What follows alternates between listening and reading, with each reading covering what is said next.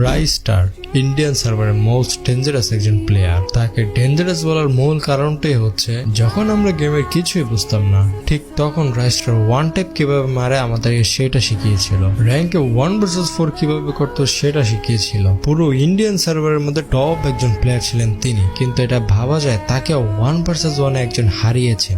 এক ম্যাচ না, 2 ম্যাচ না, টানা তিনটা ম্যাচটা যদি 4 vs 4 হতো তাহলে বিষয়টা অন্যরকম থাকতো, কিন্তু 1 vs 1 এ তাকে হারিয়েছে, তাহলে বুঝতেও পারতেছেন অপোনেন্ট প্লেয়ার কত ভালো খেলতো। আর সে শুধু ভালোই খেলতো না, সে একজন স্পোর্টস প্লেয়ার বলে কথা। কিন্তু এটা আদৌ কি সম্ভব রাইস্টারকে 1 vs 1 এ হারিয়ে দেওয়া? এটা কি মুখের কথা? যেই রাইস্টার কিনা মেনা সার্ভারের বিএনএল B2 কে ভিনসেন্টের সাথে 1 vs 1 করে টক্কর দেয় তাদেরকে, আর সেই রাইস্টারকে 1 vs 1 এ একজন স্পোর্টস প্লেয়ার হারিয়ে দিয়েছে, তাও 3 ম্যাচ। কে সেই প্লেয়ারটা, কি তার নাম, কি তার পরিচয়? কমেন্টে অবশ্যই জানিয়ে যাবেন।